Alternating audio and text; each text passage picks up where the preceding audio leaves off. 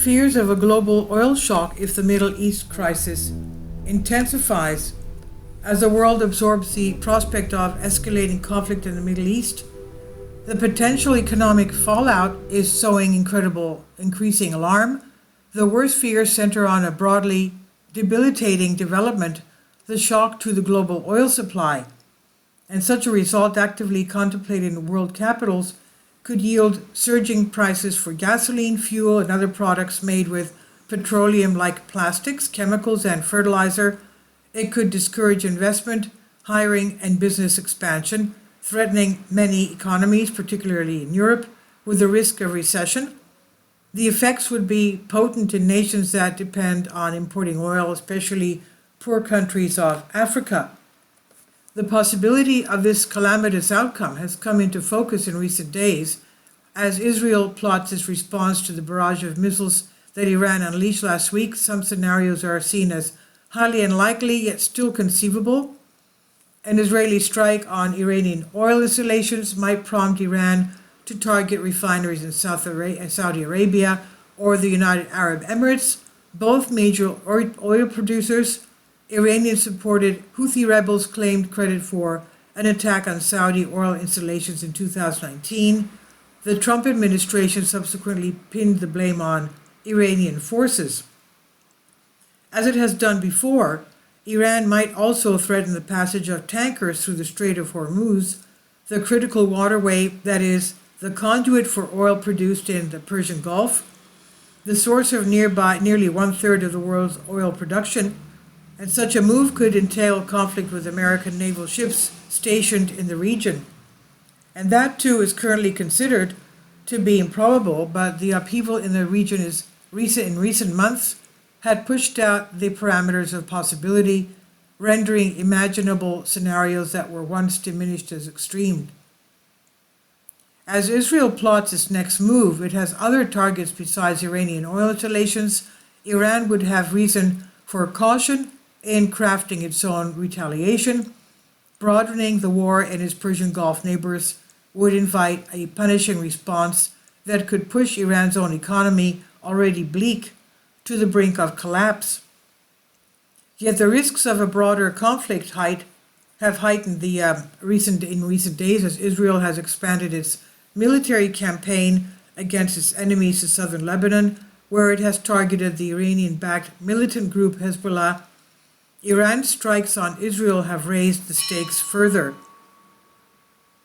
Now, visions of an intensifying war in the Middle East have added an enormous variable to the global economy already, laced with unpredictable forces, from Russia's war in Ukraine to the trade conflict between the world's two largest economies, the United States and China, and the ever-present risk of provocation from North Korea. This is an extraordinary precarious global situation, said Kenneth Rogoff, former chief economist of the International Monetary Fund, who is now a professor at Harvard University. The world is probably the most unstable that it has been since the Cold War. That's not even mildly an overstatement. It could get worse in a hurry, and that would certainly have a big impact on the global economy. Every conflict in the Middle East holds the potential to jeopardize the world's access to oil. This one appears no different. Now, last Thursday, after President Biden said his administration was discussing the possibility of supporting an Israeli strike on Iranian oil facilities, oil prices spiked by more than 4%. The price of Brent crude, the international benchmark, reached $77 a barrel, up from about $71 a barrel, before Iran unleashed missiles towards Israel. The following day, Mr. Biden sought to alleviate concerns, telling reporters that the Israelis should be thinking about other alternatives than striking oil fields.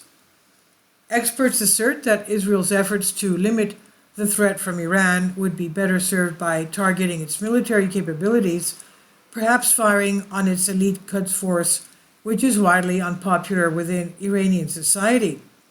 Even if Israel does attack Iran's oil production, the ramifications of that alone would be minimal for the global economy, analysts say.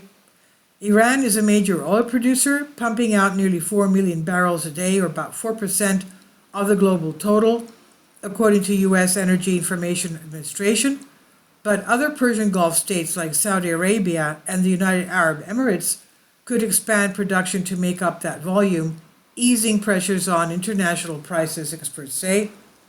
A similar scenario played out 5 years ago after a drone assault on oil installations in Saudi Arabia shut down roughly half the nation's production. Oil prices surged by a fifth, but then quickly dropped as Saudi Arabia released stocks from its reserves. We have precedent for that kind of supply shock, said Ellie Berman, economist at the University of California, San Diego, and a research director at the University of California's Institute on Conflict and Cooperation. That attack did not result in a regional tit-for-tat. The key question is how Israel responds to the Iranian missile attack and what comes after. Iran appears to have strengthened ties with its Persian Gulf neighbors over the last year, diminishing the chance that it would pursue a broader regional conflict. But if that analysis proves wrong and Iran strikes refineries in the region or disrupts shipping, the world could be in for a considerable shock. In a regional war involving Israel and Iran, oil prices would spike to $130 a barrel, and the global economy would suffer a hit of 0.4%, according to an analysis by Oxford Economics. That scenario would hit the global economy with a new source of rising prices, just as central banks from the United States to Europe have been declaring victory over inflation and lowering interest rates. Lower rates spell easier credit terms for businesses and consumers, stoking anticipation of a spur to investing, hiring, home buying, and economic growth. An oil shock could reverse that momentum. Oil prices are not merely a key metric in markets, but an elemental force influencing economic activity, policymaking, and sentiments in virtually every nation. They largely determine the price of gasoline, which flashes from signs at gas stations, serving as a crude encapsulation of consumer confidence and economic well-being. Unlike in the early 1970s, when concerted action by the Organization of the Petroleum Exporting Countries, the international cartel of oil exporters choked off supply and sent prices soaring, the world today is far less susceptible to such shocks. The United States has swelled into the leading oil producer owing to its aggressive development of shale oil. Some economies have moved aggressively to expand production of wind, solar, geothermal, and other renewable sources of energy, reducing dependence on oil. The trouble is that global demand for energy has grown even faster, reinforcing the status of oil as a crucial commodity. From 1971 to 2010, the share of the world's total energy stocks made up by oil dropped to 31% from 44%, according to the International Energy Agency. But in the years since, that share has remained steady, even as renewable sources have increased, the result of increased demand from fast-growing developing countries like India, Indonesia, and Brazil. An oil supply crisis would reinforce the imperative for nations to diminish dependence on fossil fuels by expanding supplies of renewable energy. But that would not address the immediate economic threat here.